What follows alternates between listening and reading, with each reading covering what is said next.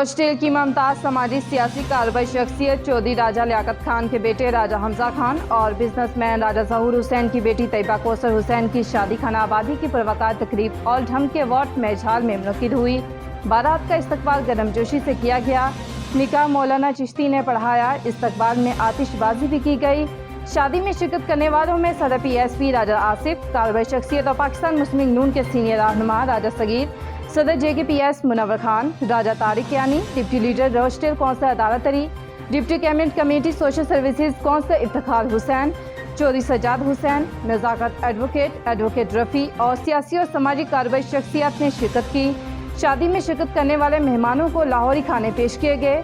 Arif Chaudhary Oldham से हमें report कर रहे थे।